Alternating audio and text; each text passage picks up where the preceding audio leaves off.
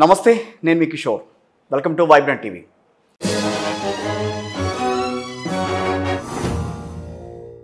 So ఆంధ్రప్రదేశ్కి సంబంధించి ఫలితాలు బయటకు వచ్చినాయి. వైఎస్ఆర్ కాంగ్రెస్ పార్టీ 151 సీట్లలో 5 మధ్యలో పోగా 11 సీట్లకు పరిమితమైంది. ఇటు కూటమి దాదాపుగా 160 పైచిలుకు స్థానాల్లో విజయం సాధించింది. సో ఎన్నో సర్వేలు వచ్చినాయి, అప్పుడు ఎగ్జిట్ పోల్స్ వచ్చినాయి. ఏవి కూడా ఇంత తెలుగుదేశం పార్టీ అంటే తెలుగుదేశం, జనసేన, అదేవిధంగా భారతీయ జనతా పార్టీ ముగ్గురు కలిసి ఉన్న కూటమికి 120, 130, 140 వరకు ఇచ్చారు. సో కొన్ని సర్వేలు మాత్రం నిజంగానే 160 దాకా వచ్చే ఛాన్సెస్ ఉన్నాయని అన్నారు. ముగ్గురు కలిస్తే అంతవరకు వచ్చే ఛాన్సెస్ ఉన్నాయని చెప్పారు. సో టీడీపీ మాత్రం ఆన్ హిజ్ ఓన్ దాదాపుగా 120 పై చిలుకు స్థానాల్లో గెలిచే అవకాశం ఉంటుందని కూడా కొన్ని సర్వేలు చెప్పినాయి. సో వైబ్రెంట్ టీవీ ప్రధానంగా 2 సర్వేలు మాత్రమే చేతిలో తీసుకుంది. వాటికి సంబంధించి మాత్రమే నేనే రిపోర్ట్స్ ఇచ్చాను మీకు. ఆ రిపోర్ట్స్లో చాణక్య స్ట్రాటజీస్ ఒకటైతే కనుక ఇంకోటి pulse today. So pulse today ఇచ్చిన సర్వే దాదాపుగా అంటే మనం చెప్పాలనంటే 98% వరకు సేమ్ టు సేమ్ రిజల్ట్స్ని అక్కడ ప్రతిబింబించింది. సో ఒకసారి పల్స్ టుడేకి సంబంధించి ఎవరైతే సీఈఓ ఉన్నారో రాజుగారు, రాజుగారు, ఆయన నాతో ఉన్నారు. సో అంత యాక్యురేట్గా ఏ రకంగా వాళ్ళు తీసుకోగలిగారు, ఏం జరిగింది, అసలు జనం నాడి ఏ రకంగా పట్టుకోగలిగారు, నిజంగా అది నిజమైన తర్వాత వాళ్ళ ఫీలింగ్ ఏ రకంగా ఉంది, ఆయన మాటల్లో విందాం. నమస్తే రాజుగారు. రాజుగారు చెప్పండి. ఆ రోజు నేను మీతో మాట్లాడుతున్నప్పుడు అన్ని మీరు సర్వే ఇస్తున్నప్పుడు దానికి వివరాలు ఇస్తున్నప్పుడు బేసికల్గా నేను అంతగా యాక్సెప్ట్ చేయలేకపోయాను కొన్ని విషయాల్లో. ఎందుకనంటే మీరు 50-60కి వైఎస్ఆర్ కాంగ్రెస్ పార్టీని మీరు రెస్ట్రిక్ట్ చేశారు అప్పుడు, అంతేనా? 46 to 50 sir. 46 to 50. Okay, 46 to 50 అక్కడికి రెస్ట్రిక్ట్ చేశారు. అది కూడా నేను ఒప్పుకోలేకపోయాను. తెలుగుదేశం పార్టీకి మీరు దాదాపుగా 120 పైచిలుకు స్థానాలు మీరు 129 వరకు ఇచ్చారు. ఓన్లీ టీడీపీ మొత్తం కూటమికి 3 పార్టీలకు కలిపి 129 ఇచ్చారు. సో నేను అప్పుడు కూడా 129 స్థానాలు అంటే అక్కడికి నాకు అర్థం కాల అంటే ఏ ప్రాతిపదికన మీరు ఏంటి ఈ రకంగా సర్వే చేశారని. ఆల్మోస్ట్ మీరు చెప్పిన దాంట్లో నేను అన్నట్టుగా 95 to 98% వరకు కరెక్ట్గా వచ్చిందని నేను అనుకుంటున్నాను. అవును సార్. అంటే జనసేన, బీజేపీ, అదేవిధంగా తెలుగుదేశం పార్టీ. సో మీరు ఇచ్చిన ప్రెడిక్షన్స్ ఏంటి, వాస్తవం ఏంటి ఇక్కడ ఒకసారి చెప్పండి. ఓకే సార్, 175 నియోజకవర్గాల్లో కూటమికి 125 స్థానాలు 100% అని మనం ఖచ్చితంగా చెప్పాం సార్. ఆ 125 స్థానాల్లో 124 కరెక్ట్ అయినాయి సార్. ఒక్క దర్శిలోనే మన అంచనాలు తప్పినాయి. దర్శిలో కూడా టీడీపీ గెలుస్తుంది అన్నాం సార్. 2000తో అది మిస్ అయింది. దర్శి వైఎస్ఆర్సీపీ గెలుచుకోవడం జరిగింది సార్. అంటే మనం ఇచ్చిన 125 నియోజకవర్గాల్లో ఒకటి మిస్టేక్ అయ్యింది సార్. అంటే ఏ నియోజకవర్గంలో ఏ పార్టీ అని చెప్పామో ఆ 124 నియోజకవర్గాలు కరెక్ట్ అయినాయి సార్. వైఎస్ఆర్సీపీకి మనం ఏవైతే 50 నియోజకవర్గాలు ఇచ్చామో అక్కడ తేడా వచ్చింది. ఆ 11కి 11 కరెక్ట్ అయినాయి. 11 కరెక్ట్ అయినాయి. కానీ వైఎస్ఆర్సీపీ గెలుస్తుంది అని మనం ఊహించిన 39 స్థానాలు కూడా కూటమి గెలుచుకోవడం జరిగింది సార్. ఏంటంటారు అంత తేడా ఎందుకు వచ్చిందని అంటారు సార్? మనం యాక్చువల్గా 1.5 year నుంచి సర్వేలో తిరుగుతున్నప్పుడు 175 నియోజకవర్గాలు మనం తిరిగాం సార్. ఏ నియోజకవర్గాన్ని కూడా మనం కేర్లెస్గా పైపైన సర్వే చేయలేదు సార్. డీప్గానే వెళ్ళి సర్వే చేయడం జరిగింది. ప్రభుత్వ వ్యతిరేకత తీవ్ర స్థాయిలో మాకు యాక్చువల్గా కనిపించింది సార్. ఇంకా 129 స్థానాలకు అదనంగా ఒక 10 నియోజకవర్గాలు మన మైండ్లో ఉన్నాయి సార్. ఇది కష్టము, టైట్ ఫైట్ ఉంది, 50-50 అని కూడా కొన్ని చోట్ల మనం ప్రస్తావించాం సార్. బట్ రిస్క్ ఎందుకు లేదు, ఎడ్జ్లో అయినా వైసీపీనే విన్ అవుతుంది, అభ్యర్థులు చాలా బలంగా ఉన్నారు, ఇన్ని సంక్షేమ పథకాలు ప్రజల మీద పెట్టారు, పవర్లో ఉన్న పార్టీ కదా, ఈ స్థానాలు అయితే ఖచ్చితంగా గెలుస్తుంది అనుకుని కొన్ని సందేహించి మనం మిస్ చేయడం జరిగింది సార్. ఓకే, కొన్ని అయితే అంటే వాటిని కొంచెం మీరే ఆపుకున్నారు. మేమే ఆపుకున్నాం సార్. అది కూడా ఇచ్చుంటే బాగుండు అని ఫీల్ అయ్యాం. బట్ ఫైనల్లీ 125 నియోజకవర్గాలు మనం ఏదైతే చెప్పామో అవి యాజ్ ఇట్ ఈస్గా కరెక్ట్ అయినందుకు సంతోషంగా ఉంది సార్. మిగతా నియోజకవర్గాలు కూడా కరెక్ట్గా చేస్తుంటే బాగుండు అనిపించింది. వైఎస్ఆర్ కాంగ్రెస్ పార్టీకి సంబంధించి ఆల్మోస్ట్ ఒక్క సర్వే తప్పించి సార్ అందరు ఇచ్చిన సర్వేలు కూడా తారుమారైనాయి. అవును సార్. అవునా? అవును సార్. సో మీరు 50 దాకా ఇచ్చారు, కొంతమంది 70 దాకా ఇచ్చారు. సో కొన్ని సర్వేలు అయితే దాదాపుగా గవర్నమెంటే ఫామ్ చేస్తాయని అన్నాయి. అవును సార్. అసలు టీడీపీకి బీజేపీ కూటమి అండ్ వైఎస్ఆర్ కాంగ్రెస్ పార్టీ హోరాహోరీగా ఫైట్ ఉంటుందని మాట్లాడాయి.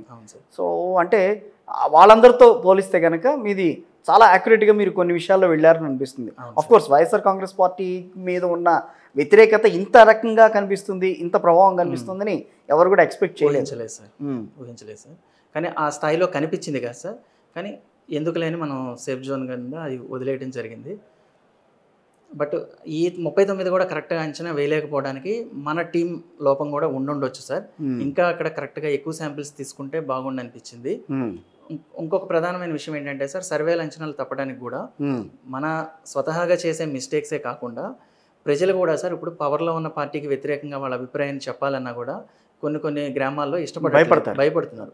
అంటే సచివాలయం నుంచి వచ్చారేమో, మనం సర్వేలకు వెళ్తున్న టైంలోనే మాతో పాటుగా వాలంటీర్స్ వాళ్ళు ఏదో ఒక పని మీద ఇంటికి రావడం, వాళ్ళని మమ్మల్ని ఒకే దృష్టితో చూడటం, ఎందుకైనా మంచిదిలే మన అభిప్రాయాన్ని వీళ్ళకి ఎందుకు చెప్పడం, ఇది మళ్ళీ గ్రామంలో ఎవరికైనా నాయకులకు తెలిస్తే మనకు ప్రాబ్లం అవుతుందని ఎక్కువ మంది జనాలు ఏ ఏరియాలో అయితే చెప్పలేకపోతున్నారో అక్కడ వాళ్ళు చెప్పింది నిజమే, వచ్చినట్లుగా తీసుకుంటే మంచిది అన్న ఉద్దేశంతో ఆ పార్టీ ఖాతాలో ఆ శాంపిల్ని పెట్టడం వల్ల కూడా కొన్ని చోట్ల అంచనాలు తప్పుతున్నాయి సార్.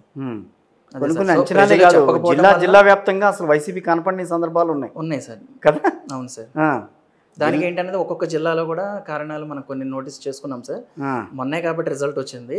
మన సర్వేలో కూడా ఆయా జిల్లాలో ఎందుకు మిస్టేక్స్ జరిగింది అనేది కూడా మేము విశ్లేషించుకోవడానికి ట్రై చేస్తాం. కడప జిల్లాలో ఎప్పుడు కూడా చాలా పట్టున్న వైఎస్ఆర్ కాంగ్రెస్ పార్టీకి పట్టున్న కడప జిల్లాలో కూడా అవును సార్ చాలా తక్కువ స్థానాలు, 3 సార్. 3 మనం ఎగ్జిట్ పోల్ ఇస్తున్న రోజు సార్ కడప జిల్లాలో 3 కూటమికి 7 వైసీపీకి ఇచ్చాం సార్.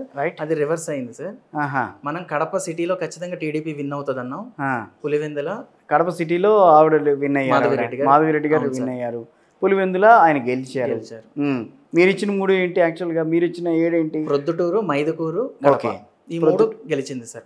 ప్రొద్దుటూరు, మైదుకూరు, గడప ఈ 3 గెలిచింది సార్. అంత ప్రభావం చూపించడానికి కడప జిల్లాలో కూడా ఏంటంటే సార్ మన సర్వే మైనారిటీ ఓట్స్ మనం ఎక్కువ సర్వే చేసాం సార్. ఓకే. మైనారిటీలు కూడా అనుకున్నంత స్థాయిలో వైఎస్ఆర్సీపీకి ఓటేయలేదు సార్. దీనికి ప్రధాన కారణాలు అక్కడ కూటమిలో బీజేపీ ఉన్నప్పటికీ కూటమి ఇచ్చిన హామీలు కానీ అభివృద్ధి పరంగా కూటమి ఖచ్చితంగా నెరవేరుస్తుందని ముస్లిం మైనారిటీస్ కూడా అక్కడ నమ్మారు సార్. నెక్స్ట్ షర్మిలా గారి ఎఫెక్టు, షర్మిలా గారు చేసిన ప్రచారం, విజయమ్మ గారి ప్రచారం కానీ, వివేకానంద రెడ్డి హత్య కానీ, ఇవన్నీ కూడా కారణాలు అయినాయి సార్. అక్కడ ప్రభుత్వ వ్యతిరేకత అన్నీ కలిసి కడప జిల్లా మీద కూడా ప్రభావం చూపించినాయి సార్. అక్కడ అభ్యర్థులను చూడలేదు సార్. అభ్యర్థులు చాలా బలంగా ఉన్న వ్యక్తులు అన్న కూడా ప్రజలు ఇంకా పట్టించుకోలేదు. అక్కడ ఓన్లీ కేవలం పార్టీ పరంగానే చూసి ఓటేయడం జరిగింది. అటు చివరి ప్రొద్దుటూరులో అదే పరిస్థితి, ఇటు పక్కన బద్వేల్లో అదే పరిస్థితి.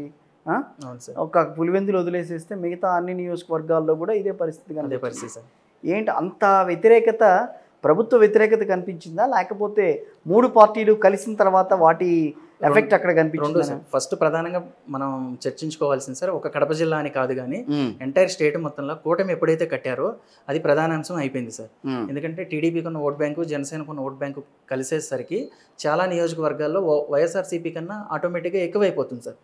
వీళ్ళు మేనిఫెస్టో ఇచ్చినా ఇవ్వకపోయినా, మేము పలానా కార్యక్రమం చేస్తామని చెప్పినా చెప్పకపోయినా కూడా ఆ 2 పార్టీలకు వచ్చే ఓట్ బ్యాంక్ ఒక ఫిక్స్డ్ ఉంది సార్. ఆయా కార్యకర్తలు కానీ ఆ పార్టీలని కోరుకుంటున్న వాళ్ళు ఖచ్చితంగా ఆ 2 పార్టీలకి ఓటు వేయడం వల్ల వైఎస్ఆర్సీపీని డామినేట్ చేయడం జరిగింది సార్ చాలా నియోజకవర్గాలు. ఇక తర్వాత వచ్చేసరికి ప్రభుత్వ వైఫల్యాలు, మంత్రుల పనితీరు, నెక్స్ట్ ఇంకోటి ఏంటంటే మంత్రులు ప్రజలకి మధ్య చాలా గ్యాప్ వచ్చింది సార్. మన సర్వేకి వెళ్తున్నప్పుడు కూడా మా ఎమ్మెల్యే గారిని చూసి 2 years అయింది, 3 years అయింది, ఏదున్నా కూడా వాలంటీర్లే వస్తున్నారు, అసలు మీ అభ్యర్థి ఎవరో తెలుసా అమ్మా, ఇప్పుడు కూటమి నుంచి ఎవరు పోటీ చేస్తున్నారో, వైసీపీ నుంచి ఎవరు కంటెస్ట్ చేస్తున్నారో తెలుసా అన్నా కూడా చాలా మంది పేర్లు చెప్పలేని పరిస్థితి సార్. ప్రస్తుత ఎమ్మెల్యేనే పోటీ చేస్తున్నాడు అన్న విషయం కూడా తెలియట్లేదు. దీనికి ఏంటంటే సార్ ప్రజలకి వీళ్ళకి మధ్య చాలా గ్యాప్ వచ్చేసింది సార్. ప్రభుత్వ పథకాలన్నీ వాలంటీర్ల రూపంలో ప్రజల దగ్గరికి వెళ్ళినప్పటికీ కూడా ఎమ్మెల్యే అవసరం ఏంటన్న ఆలోచన కొంతమంది అయితే అసలు ఎమ్మెల్యే దగ్గరికి వెళ్ళాల్సిన పని ఏంటని కొంతమంది వచ్చేసింది సార్. అది కూడా నిన్నటి నుంచి కూడా మీరు చూసే ఉంటారు సార్, వైఎస్ఆర్సీపీ నాయకులు బయటకు వచ్చి ఒక్కొక్కరు చెప్తున్నారు అవును వైఫల్యాలు, ఇది ప్రజలకి మాకు గ్యాప్ రావడం 14 కారణాలని కొంతమంది సోషల్ మీడియాలో కూడా తిరుగుతోంది. వైసీపీ ఓటమికి 14 కారణాలు సార్. సో ఒకసారి నేను కూడా అవి చూపిద్దాం అనుకుంటున్నాను. యాక్చువల్గా జగన్ మా నియోజకవర్గం నుంచి ఏ సమస్యలు తీసుకెళ్ళినా కూడా జగన్ గారి దగ్గరికి వెళ్లకుండా ఒక 3-4 వ్యక్తుల మధ్యలో ఆయన బందీ అయిపోయారు. ఇవన్నీ కారణాలను కూడా వాళ్ళే స్వయంగా చెప్తున్నారు సార్.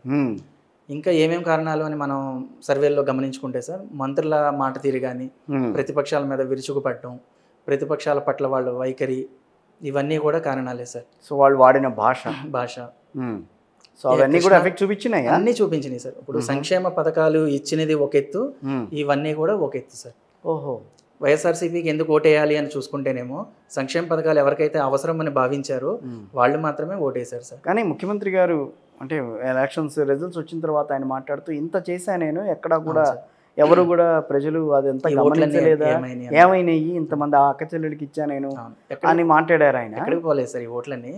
వైఎస్ఆర్సీపీకి అభ్యర్థులకు ఏవైతే ఓట్లు నియోజకవర్గాల వారీగా తీసుకుంటే ఒక నియోజకవర్గంలో 70,000, 60,000, 55,000, 63,000 ఇవన్నీ ఉన్నాయి కదా సార్. సంక్షేమ పథకాలు తీసుకున్న వాళ్ళు అటు వేశారు సార్. ఓకే. కానీ ఈ సంక్షేమ పథకాలు జనసేన పార్టీ నాయకులకు కానీ జనసేన గెలవాలి అని కోరుకునే కుటుంబాలు ఉన్నాయి కదా సార్. అట్లాగే తెలుగుదేశం చంద్రబాబు నాయుడు గారు గెలవాలి అని తెలుగుదేశం సాంప్రదాయ ఓట్ బ్యాంకు ఎలా లేదని ఒక 40% ఎప్పుడు ట్రావెల్ అవుతుంటుంది కదా సార్. ఈ కుటుంబాల్లో కూడా వెల్ఫేర్ స్కీమ్స్ తీసుకున్న వాళ్ళు ఉన్నారు కదా సార్. వాళ్ళైతే వాళ్ళకి ఇచ్చినా ఇవ్వకపోయినా వాళ్ళు వేసే పార్టీలకే ఓటు వేశారు సార్. అవును. సో సంక్షేమ పథకాలు తీసుకున్న వాళ్ళు అటు ఇటు ఉండటం వల్ల అన్నీ కూడా గుంపగొత్తగా వైఎస్ఆర్సీపీకే వస్తాయని జగన్మోహన్ రెడ్డి గారు భావించారు సార్. కానీ అట్లా రాకుండా జగన్మోహన్ రెడ్డి గారు కావాలి, ఆయన్ని ఎవరైతే ఇష్టపడతారో వాళ్ళు మాత్రమే వేయడం వల్ల ఆయా నియోజకవర్గాల్లో ఆ 60,000, 70,000, 50,000 వైఎస్ఆర్సీపీ. సో ఓట్ షేర్ మీరు చూసుంటారు కదా. చూశాను సార్. ఇప్పుడే వైఎస్ఆర్ కాంగ్రెస్ పార్టీకి ఇంత ఓట్ షేర్, కూటమి అభ్యర్థులకి ఇంత ఓట్ షేర్ అని. సో వైఎస్ఆర్ కాంగ్రెస్ పార్టీ అభ్యర్థుల ఓట్ షేర్ అనేది తగ్గింది కదా, తగ్గింది గతం కంటే. అవును సార్. ఏంటి అంటే ఏ ప్రాంతాల్లో తగ్గింది అసలు, అంటే పురుషులు మహిళలు లేకపోతే ఇట్లా వృద్ధులు, సో ఈ వారీగా మీరు ఏమైనా అంచనా వేయగలిగారా? మనం ఎగ్జిట్ పోల్లో సార్, మనం ఎగ్జిట్ పోల్ ఇచ్చినప్పుడు కూటమికి 52% పోల్ అవుతుంది అని మనం చెప్పాం సార్. వైఎస్ఆర్సీపీకి 42% వస్తుందని ఆశించాం సార్. కూటమి బలం ఆటోమేటిక్గా కూటమి బలం అయింది సార్. 2019లోనే తెలుగుదేశంకి దరిదాపుగా 40% ఓట్ షేర్ ఉంది, జనసేనకి 6% ఓట్ షేర్ ఉంది సార్. ఇప్పుడు అది ఏమైందంటే జనసేనకి అప్రాక్సిమేట్లీ 9% వచ్చింది, తెలుగుదేశంకి సింగిల్ గానే 44% వరకు వచ్చింది సార్. 44% వచ్చింది. కూటమి ప్రధానం ఒకటే కారణం సార్, అసలు ఫెయిల్యూర్స్ ఉన్నాయా లేవా అనేది పక్కన పెడితే కూటమి కట్టడం ఫస్ట్ ప్రధానాంశం సార్. ఆ 40%, ఈ 9% కలిసి 49%. ఈ 5 సంవత్సరాల్లో 2019లో న్యూట్రల్ ఓటర్స్ ఎవరైతే జగన్మోహన్ రెడ్డి గారికి ఒక అవకాశం ఇచ్చి చూద్దామని వేశారో వాళ్ళల్లో కూడా కొంతమంది సంతృప్తిగా లేకుండా పరిపాలన బాగోలేదు, అభివృద్ధి లేదు అని ఒక 5% అటు నుంచి ఇటు రావటం, ఇది 55 వరకు కూటమి వెళ్ళటం జరిగింది సార్. నెక్స్ట్ మహిళలంతా ఒక సైడ్ వేస్తారు, పురుషులంతా ఇటు సైడ్ వేస్తారు అనేది కూడా అది అపవాదు సార్. మన సర్వేలో కూడా భార్యాభర్తలు ఇద్దరు ఒక నిర్ణయానికి వచ్చి మన పిల్లలకు కానీ మన భవిష్యత్తుకు కానీ వైసీపీ మంచిదా కూటమి మంచిదా ఆలోచించుకుని ఇద్దరు కూడా ఒకే పార్టీకి వేస్తారు. కానీ సార్ ఏ ఇంట్లో కూడా నువ్వు అటు అయ్యో నేను ఇటు వేస్తాను అనే చర్చ ఎక్కడ జరగదు సార్. అదే తండ్రి వైపు తల్లి వైపు లేకపోతే కొడుకుల వైపు లేకపోతే కూతుళ్ళ వైపు అట్లా వేయరు కదా. ఆ వ్యత్యాసం చాలా తక్కువే ఉంటుంది సార్. ఉందే? తక్కువే ఉంది సార్. కానీ కొన్ని సంస్థలు కానీ అంచనాలు ఇచ్చినప్పుడు 54 వరకు మహిళా ఓటింగ్ వైసీపీకి టర్న్ అయింది. అవును, 47 అంతా ఇటు వచ్చింది అన్నారు. పురుషులంతా కూడా ఇటేసారు. అంత వ్యత్యాసం రాదు సార్. రాదా? ఓటు వేయడానికి పోలింగ్ బూత్ కు బయలుదేరే ముందే లేదా ఒక 4-5 రోజులకు ముందే ప్రిపేర్ అయిపోయి ఉంటారు సార్. ఈసారి మనం ఈ పార్టీకి అవకాశం ఇద్దాం, ఈ 5 సంవత్సరాలు వీళ్ళని చూసాం, వీళ్ళ పనితీరు ఇట్లా ఉంది కదా, మేనిఫెస్టోలో వీళ్ళు ఇట్లా అని చెప్పారు కదా, మన పిల్లల ఫ్యూచర్ కోసమైనా మొదటి సంతకం డిఎస్సి మీద పెడతానన్నారు, యువతకి 20 లక్షల ఉద్యోగాలు ఇస్తానన్నారు. లేదు ఆ ఇంట్లో వృద్ధులు ఉంటారు కదా సార్, కూటమి అధికారంలోకి వస్తే 4,000 పెన్షన్ వస్తుంది మనకి ఈ నెల నుంచి. జగన్ గారికి మళ్ళీ వేయటం వల్ల ఏమవుతుంది, 3,000 నుంచే కదా స్టార్ట్ అవుతుంది. వచ్చే నెల నుంచి వచ్చే 4,000 ముఖ్యమా లేదా ఎప్పుడో వచ్చే 4,000 ముఖ్యమా? అట్లాగే దివ్యాంగులకే 6,000 ఇస్తానన్నారు సార్. ఇవన్నీ గ్రామాల్లో ప్రభావం చూపించింది సార్. సో 6 ఫ్యాక్టర్స్ ఏవైతే ఉన్నాయో అవి బాగా ప్రభావం చూపించింది. ఇంకొకటి వాలంటీర్ వ్యవస్థని తీసేయమో, వాలంటీర్ వ్యవస్థని ఖచ్చితంగా కంటిన్యూ చేస్తాము అన్న స్టేట్మెంట్ ని కూడా నమ్మారు సార్. ఫస్ట్ లో నమ్మలేదు, కానీ చివరి 15 రోజుల్లోకి వచ్చేసరికి మేనిఫెస్టోని, సూపర్ 6ని కానీ చంద్రబాబు నాయుడు గారు ఏవైతే హామీలు ఇచ్చారో ఇవన్నీ నమ్మడం జరిగింది సార్. ఎందుకంటే మనం అంటే ఇక్కడ ఈ ప్రజల ఆలోచన వాళ్ళు ఆల్రెడీ ఇస్తున్నారుగా, నువ్వు మళ్ళీ కంటిన్యూ చేసేది ఏంటన్న ఆలోచన ఎక్కడ ఎవరికి ఉండదా? ఉంటుంది సార్, ఉంటుంది. కానీ వ్యత్యాసం చూపించారు కదా సార్. ఓకే, ఇప్పుడు 2 పిల్లలు ఉన్న తల్లి 2 పిల్లలకి అమ్మఒడి వస్తుంది కదా, 15,000 ఇస్తామని ఖచ్చితంగా చెప్తున్నారు కదా అని జగన్ గారికి ఓటేస్తే ఒక పిల్లవాడికే వస్తుంది. సరే కూటమి కేసు చూద్దాం, ఈసారి 2కి ఇస్తామంటున్నారు కదా అని అటు మొగ్గు చూపడం జరిగింది సార్ మహిళలు. నేను ఏదో వీడియో చూసాను, నిమ్మల రామానాయుడు గారు ఆయన అదేంటి క్యాంపెయినింగ్లో నీకు 15,000, నీకు 15,000, ఇంక 15,000 నేను కూడా మీరు చెప్తున్నప్పుడు నేను పక్కన వేయిస్తాను, ఒకసారి చూపిస్తాను. అది కూడా నిజంగా అంటే ఏదైతే తెలుగుదేశం పార్టీకి సంబంధించి ఎంత హామీలు ఇచ్చారో అవన్నీ కూడా ఫుల్ఫిల్ చేస్తారన్న నమ్మకంతో ఈ రోజున పార్టీకి ఇప్పుడు 2019లో కూడా జగన్మోహన్ రెడ్డి గారు ఏం చేస్తారో తెలియదు కానీ నిజమే ఆయన కష్టపడ్డారు, తిరుగుతున్నారు, ఒక అవకాశం ఇచ్చి చూద్దామని ఎట్లా ఇచ్చారో చంద్రబాబు నాయుడు గారిని కూడా 5 సంవత్సరాలు ప్రతిపక్షంలో కూర్చోబెట్టాం కదా, చూద్దాం ఒకసారి. దానికి తోడు పవన్ కళ్యాణ్ చాలా అంటే శ్రీకాకుళం నుంచి వెస్ట్ గోదావరి వరకే సార్ ఈ ఆలోచన. పవన్ కళ్యాణ్ గారు పక్కన ఉంటారు, ఒకవేళ తెలుగుదేశం సరిగా చేయకపోయినా పవన్ కళ్యాణ్ గారు పక్క నుండి ఖచ్చితంగా చేసేలా చేస్తారు, ఒకసారి చూద్దాము అని. వీళ్ళిద్దరిని సీఎంగా కానీ అధికారంలో చూడాలని కోరుకుంటున్న ప్రజలు మనకు శ్రీకాకుళం నుంచి వెస్ట్ గోదావరిలో ఎక్కువ ఉన్నారు సార్. వాళ్ళిద్దరూ కలవటం వల్ల ఇటు జగన్మోహన్ రెడ్డి గారి స్థాయి అనేది ఇక్కడ కిందకి ఓట్ షేర్ కలవడంతో పాటుగా బీజేపీ కూడా కలవటం. అవును సార్, బీజేపీకి మనం ఊహించని స్థానాలు వచ్చినాయి సార్. ఖచ్చితంగా గెలుస్తుందన్న స్థానాలు మనం 3 అంచనా వేసాం, కానీ ఇంకా అదనంగా 5 స్థానాలు. బీజేపీ స్థానాల గురించి ఒక్కసారి నేను మాట్లాడతా. ధర్మవరం, అవును సార్, కేతిరెడ్డి వెంకటరామరెడ్డి గారు, అవును సార్, ఆయన ఓడిపోయారు. గుడ్ మార్నింగ్ అంటూ ఆయన పెద్ద ఫేస్బుక్ లో ఇది కూడా పెట్టారు, ఆయన పెద్ద వీడియో పెట్టారు. సత్యకుమార్ అని ఆయన బీజేపీకి సంబంధించిన ఆయన, ఎక్కడో వైజాగ్లో ఉండే ఆయన ధర్మవరంకి వచ్చి పోటీ చేశారు. ఆయన అసలు మనిషే తెలియదు చాలా మందికి. 2 నెలల ముందు వచ్చారు, ఆయన ఎలా నమ్మారు? నేను రోజు పొద్దున్నే మొహం మీద అందరిని వెళ్ళి లేపిన వాడిని నేను. నా గుడ్ మార్నింగ్ ద్వారా కొంతమంది దగ్గరికి వెళ్ళి అందరితో అమాయకమైన వాడిని. నన్ను పట్టించుకోకుండా ఆయన ఎట్లా పట్టించుకున్నారు? అసలు ఇక్కడ నిజం ఉందా లేదా? జరిగిన ఓటింగ్ అనేది నిజమా కాదా అన్న అనుమానం రేకెత్తించారు సార్. మనం స్టార్టింగ్ లో చెప్పుకున్నట్లు ఇక్కడ అభ్యర్థులను చూడలేదు సార్. ఓకే, రోజు మన ముందు తిరిగే అభ్యర్థి కాదా అన్నది కూడా ఇక్కడ అంశం అవ్వలేదు సార్. అధికార పక్షం, ప్రతిపక్షం ఈ రెండే సార్. ప్రభుత్వం మీద ఉన్న వ్యతిరేకత, జగన్ గారు అనుకున్నంత రీతిలో పరిపాలన చేయలేకపోయారు, ఈ అంశాల ఆధారంగానే ఓటింగ్ జరిగింది సార్ ఈసారి. సో అదే ప్రాతిపదికన చూడాలి అన్నింటిలో, ఎక్కడైనా సరే. అంతే సార్. మంగళగిరి గురించి కొంతమంది మాట్లాడుతున్నారు. మంగళగిరిలో ఇంత పర్సంటేజ్ ఆఫ్ ఓట్ పెరిగిందని అన్నారు. అక్కడ సరిగ్గా దానికి తగ్గట్టుగా ఓట్లు చూస్తేనేమో తేడా ఉంది, పోలైన ఓట్లు తేడా ఉన్నాయి, వచ్చిన ఓట్లు తేడా ఉన్నాయి, 2 కలిపితేనేమో ఇంకా ఎక్కువ వచ్చినాయి. ఈ ఓట్లు ఎక్కడి నుంచి వచ్చినాయని ఆలోచిస్తున్నాము, మాట్లాడుతున్నారు. సో ఇలాంటివన్నీ సెఫాలజిస్టులు మీకు తొందరగా అవగాహన ఉంటుంది ఆ విషయాలు. సార్ మంగళగిరి రిజల్ట్ మీద వచ్చిన ఆ రూమర్లు ఏవైతే సోషల్ మీడియాలో ఉన్నాయో మరుసటి రోజే చేశారు సార్. అప్పటికి మనకు ఈసీ నుంచి అధికారికంగా ఓట్స్ అనేది మనకు అఫీషియల్ నోట్ ఇంకా రాలేదు సార్. అప్పటికే రూమర్స్ వచ్చేసి ఉన్నాయి. ఆ ఫిగర్స్ నిజమా కాదా, పోలింగ్ అయినదే మనకు వాస్తవం తెలుసు తప్ప లోకేష్ గారికి పోలైనవి కానీ, లావణ్య గారికి పోలైనవి కానీ, అక్కడ నోటాకి పోలైనవి కానీ, ఇవన్నీ కూడా ఇంకా అఫీషియల్ ఫిగర్స్ అప్పటికి తెలియదు సార్. వాళ్ళే ఒక ఫిగర్స్తో ఒక వైరల్ చేయడం జరిగింది సార్. ఓకే, అది నిజమా కాదా అనేది మనకి ఇంకా చూస్తే కానీ రాబోయే రోజుల్లో ఇంకా తెలుస్తుంది. ఓకే, లోకేష్ గారు ఖచ్చితంగా గెలుస్తారు, మన లోకేష్ గెలుస్తారని చెప్పారు మీరు. మినిమం గ్యారంటీ 28,000 మెజారిటీ అని కూడా చెప్పుకోవడం జరిగింది సార్. కానీ అది అనూహ్యంగా 90,000కి వెళ్ళింది. ఓకే, ఒక్కసారి నేను శ్రీకాకుళం నుంచి ఇటు పక్కన అనంతపురం వరకు మీరిచ్చిన సర్వే ఏంటి, వచ్చిన వివరాలు ఏంటి, అంటే వచ్చిన స్థానాలు ఏంటి ఒక్కసారి చెప్పండి ఒకసారి మీరు. సార్ శ్రీకాకుళంలో కనీసం 2 స్థానాలు వైసీపీ గెలుస్తుందని మనం అంచనా వేసాం సార్. ఓకేనండి, అక్కడ 0 అయింది సార్. ఆ 2 స్థానాలు కూడా గెలవలేకపోయింది. మంత్రి గారు కొంచెం బలంగా ఉన్నారు, ధర్మాన ప్రసాదరావు గారు, కనీసం శ్రీకాకుళం సీటు గెలుస్తుందని అంచనా వేసాం సార్. టైట్ ఫైట్ లో ఆయన మీద కూడా వ్యతిరేకత ఉంది సార్. అంటే శ్రీకాకుళంలో భూ కబ్జా ఆరోపణలు, వీటి మీద ఆరోపణలు అయితే ఉన్నాయి సార్. అండ్ అక్కడ ఇంకోటి ఏంటంటే భవన నిర్మాణ కార్మికుల ఎఫెక్ట్ కానీ, మహిళల ఎఫెక్ట్ కానీ, గ్రామాల్లో యువత కానీ. ఇంకొక ఫ్యాక్టర్ ఏంటంటే సార్, పవన్ కళ్యాణ్ గారు ఒక బలమైన నినాదం ఒకటి ఇచ్చారు సార్. కాపు, తెలగ, బలిజ, ఒంటరి కులాలు ఖచ్చితంగా ఈసారి పెద్దన్న పాత్ర పోషించండి. మీరు చెరొక పార్టీలకి రకరకాలుగా ఓట్లు విడిపోవటం వల్ల మనం అధికారంలోకి రాలేకపోతున్నాం.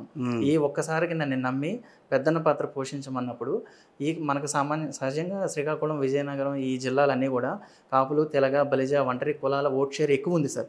వీళ్ళందరూ కూడా అభ్యర్థులను చూడకుండా మన క్యాస్ట్ వాడు వైసీపీలో ఉన్నాడు అని ఇట్లాంటివి ఏమీ చూడకుండా పవన్ కళ్యాణ్ నమ్మి కూటమికి ఓట్లేశారు సార్. వీళ్ళందరూ కూడా మనకు ఉన్న జనాభా లాంటి సమస్యను పరిష్కరించాడన్న అంశం కూడా ఎక్కడ దానికి చూపించలే.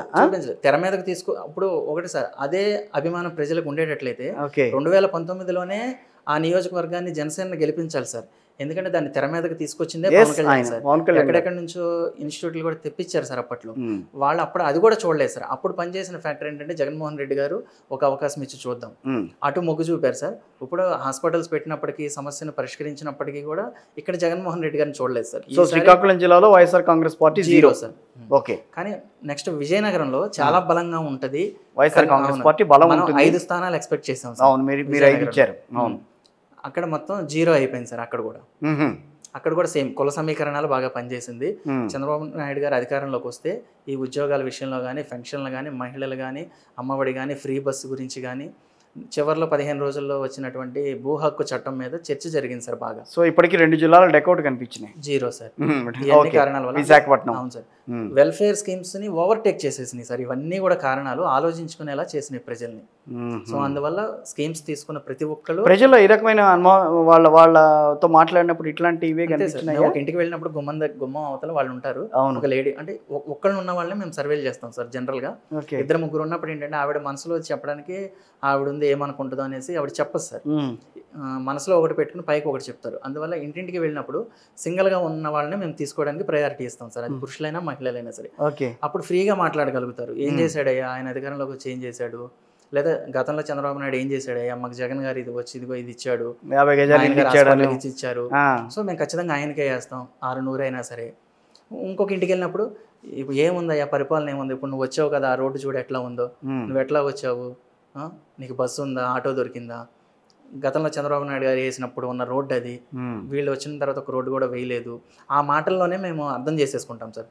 అటు ఎంత పర్సెంట్ మొగ్గుతున్నారు, ఇటు ఎంత పర్సెంట్ మొగ్గుతున్నారు, ఇవన్నీ కూడా. కానీ ఒకళ్ళు ఫ్యామిలీలో ఒకళ్ళు చెప్తే వాళ్ళంతా వేసేస్తారని మనం ఇందాక చర్చించుకున్నాం. అవును సార్. వేసేస్తారని ఎట్లా అనుకుంటారు, వాళ్ళందరూ కూడా వీళ్ళకే వేస్తారని? 100% వేయకపోయినప్పటికీ సార్ మినిమం గ్యారంటీ పర్సెంటేజ్ అనేది పడుతుంది సార్. సో సపోజ్ ఆ ఇంట్లో 6 ఉన్నారు, మీరు ఒక మనిషిని సర్వే చేశారు, అతనితో మాట్లాడారు, సో అతని అంతరంగం ఏంటో తెలుసుకున్నారు, అతని మనసులో ఏంటనేది, అతను టీడీపీకి ఓకే అని అనుకున్నాడు. కానీ మిగతా వాళ్ళు కాదు వైసీపీ అని మీరు వైసీపీకి ఓటేసి ఉన్నారు అనుకోండి, అప్పుడు ఏంటి పరిస్థితి? మనం ఆ ఇంట్లో తీసుకున్న ఒక శాంపిల్నే కౌంట్ తీసుకుంటాం సార్.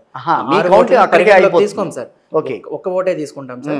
ఇప్పుడు ఒక లైన్ ఉంది సార్, ఒక పోలింగ్ బూత్ ఉంది, ఆ వీధిలో 150 ఓట్లు ఉన్నాయి అనుకోండి సార్, మనం అక్కడ 30 శాంపిల్స్ తీసుకుంటాం సార్. ఆ 30 శాంపిల్స్ తోనే మన పర్సంటేజ్ క్యాలిక్యులేట్ చేసుకుని అనాలిసిస్ చేసుకుంటాం సార్. ఒక ఇంట్లో ఒక ఆవిడ టీడీపీ అంది కదా అనేసి 5 టీడీపీ వేయం సార్. ఒక్క శాంపిలే ప్రధాన అంశం సార్. జనరల్గా ఒక చిన్న లాజిక్ ఉంటుంది సార్. ఒక ఇంట్లో ఒక ఆయన వైఎస్ఆర్సీపీకి ఓటేస్తాను అన్నాడంటే ఖచ్చితంగా భర్త, వాళ్ళ తండ్రి, వాళ్ళ అమ్మ కూడా ఖచ్చితంగా వైసీపీకే వేయొచ్చు. మిస్ అయినా 1-2 మిస్ అవుతాయి అని ఒక చిన్న లాజిక్ లెక్క ఉంటుంది సార్ మాకు. దాన్ని కూడా వర్కౌట్ చేసి మన శాంపిల్స్ అనాలిసిస్ ఎట్లా ఉంది, ఆ విలేజ్లో ఉన్న టోటల్ కమ్యూనిటీ వైజ్ ఎన్ని ఓట్లు ఉన్నాయి, ఎన్ని ఓట్లు ఈ పార్టీకి రావచ్చు, అన్ని ఓట్లు ఆ పార్టీకి రావచ్చు, అనేక లెక్కలు ఉంటాయి సార్. అన్ని లెక్కలు వేసుకున్నాకే ఇది ఖచ్చితంగా ఈ పార్టీ గెలుస్తుందని ఒక నిర్ణయానికి వస్తాం సార్. అట్లాంటి ఖచ్చితమైన నిర్ణయం లెక్కలో వేసుకోబట్టే 125 స్థానాల్లో మేము విజయం సాధించగలిగాం సార్. కాకపోతే ఒక 35 నియోజకవర్గాల్లో ప్రజలు చెప్పకపోవచ్చు, మన టీం కూడా ఆ నియోజకవర్గాల్లో ర్యాండమ్ మెథడాలజీలో మిస్టేక్ లేదులేండి. అదే నేనైతే అట్లా ఒప్పుకోను, ఎందుకంటే మీరు ఒప్పుకున్నారు లేదు, అంటే ఇది ఒక వేవ్ లాగా వచ్చినప్పుడు సర్వేలు చాలా వరకు కొన్ని అందరివి నిజం అవ్వాలన్న చెప్పలేము సార్. కానీ మన తప్పు ఉండదని కూడా మనం ఒప్పుకోవాలి సార్. ఎందుకంటే ఎంతో కొంత మన తప్పు కూడా జరిగి ఉండొచ్చు. కొన్ని చోట్ల ఏంటంటే సార్, రెస్పాన్స్ లేని గ్రామాల్లో మన పిల్లలు ఏం చేస్తారంటే, మన స్టాఫ్ ఒక దగ్గర 10 మంది కూర్చుని ఉంటారు సార్. మేము ఒకటే చెప్తాం సార్, 100 మీటర్ల డిస్టెన్స్లో ఒక శాంపిల్ తీసుకోండి, రెండో మనిషిని మీరు చేయాలి అంటే ఆ ప్లేస్ నుంచి మూవ్ అయ్యి మరొక 100 మీటర్స్ దాటిన తర్వాత తీసుకోమని అక్కడ నుంచోబెట్టి మాట్లాడించండి. వీళ్ళు ఏం చేస్తారంటే సార్, ఆ 10 మంది దగ్గరే 10 శాంపిల్స్ తీసేసుకోవటం. ఇప్పుడు జనరల్గా ఒక బ్యాచ్ ఉన్నప్పుడు అక్కడ ఉంటే 10 మంది తెలుగుదేశం వాళ్ళు ఉంటారు సార్. రైట్. ఒకవేళ ఉంటే ఆ వాళ్ళు 10 అక్కడ తెలుగుదేశంకి కౌంట్ చేసేస్తారు. ఏ విలేజ్లో ఏ గ్రామంలో ఏం జరుగుతుందో ఒకేసారి మనం చూసుకోలేం సార్. వాళ్ళు ఇచ్చిందే నమ్మి కొన్ని టెలికాలింగ్ చేసుకుంటాం సార్. సార్ మా టీం ఎవరైనా అప్రోచ్ అయ్యారా, మీతో మాట్లాడారా లేదా, మేము పలానా పర్సన్ మాట్లాడుతున్నాను, మీ అభిప్రాయం ఇది అని చెప్పినట్లుగా మాకు ఇక్కడ కోడ్ అయింది, ఇది నిజమా కాదా అని కొన్ని చెక్ చేసుకుంటాం సార్. ఒక 23% టెలిఫోన్ బ్యాక్ చెక్ చేసుకుంటాను. సో అట్లా అన్నీ నిర్ధారించుకున్నాకే ఇవ్వడం జరిగింది సార్. కారణాలు ఏమైనప్పటికీ ఒక 10% మనం ఫెయిల్ అయ్యామని చెప్పుకోవాలి. ఫ్యూచర్లో చేసే సర్వేలో 100% సక్సెస్ సాధించడానికి ట్రై చేస్తాం. సో 90% వేసుకుంటున్నారు, 90% గెలిచినట్లుగానే భావిస్తున్నాను. నేను 95 అన్న, అది కూడా కాదంట. పర్వాలేదు సార్. కొన్ని సంస్థలతో కంపేర్ చేస్తే సంతోషంగానే ఫీల్ అవుతాం సార్. సరే, వైజాగ్ వరకు ఆగాం మనం. వైజాగ్. సో విశాఖపట్నంలో క్లీన్ స్వీప్ సార్. మొత్తం 15 స్థానాల్లో కూడా 2 స్థానాలు వైఎస్ఆర్సీపీ గెలవడం జరిగింది సార్. 2 స్థానాలు. చీపురుపల్లి పోగొట్టుకున్నారు మీరు. చీపురుపల్లి విజయనగరం సార్. విజయనగరం. అవును సార్, విజయనగరం చెప్పారు. సరే, విశాఖపట్నంకి వచ్చేసరికి చీపురుపల్లి అదే మీరు చెప్పిన అనుకున్నాం సార్, బొత్స సత్యనారాయణ గారు గెలుస్తారని అన్నారు. సో అక్కడ పోయింది సార్. అంటే చాలా కంచుకోట. బొత్స ఫ్యామిలీలో ఎవరు గెలవని పరిస్థితి ఈ రోజున. ఆవిడ పోటీ చేశారు, ఆవిడ విశాఖ ఎంపీగా పోటీ చేశారు, ఆవిడ లేదు, ఆయన సో వాళ్ళ బావమరిది ఇంకో ఆయన, వాళ్ళ చుట్టం ఒక ఆయన పోటీ చేశారు. ఆయన గెలవలేకపోయారు.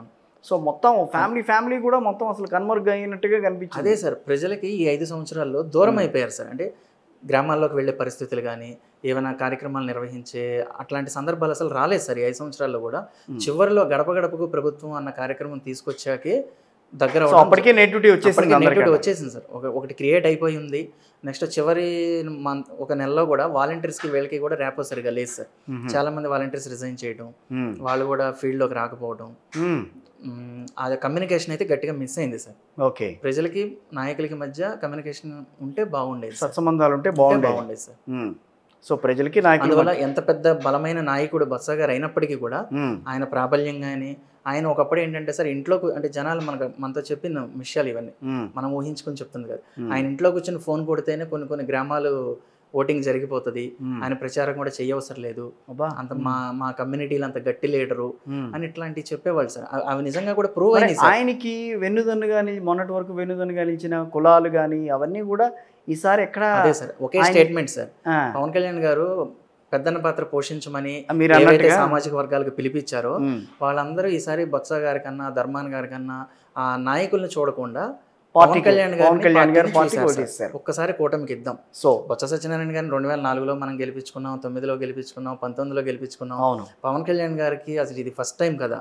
సో ఉత్తరాంధ్ర జిల్లాలో వైఎస్ఆర్ కాంగ్రెస్ పార్టీకి గట్టి దెబ్బేది. అవును సార్, అవును సార్. సో ఓవరాల్ గా ఉత్తరాంధ్ర జిల్లా వ్యాప్తంగా వాళ్ళకి వచ్చిన సీట్లు చాలా తక్కువ, 2 మాత్రమే పాడారు సార్. 3 జిల్లాల్లో 2 వచ్చినాయి అంతే సార్.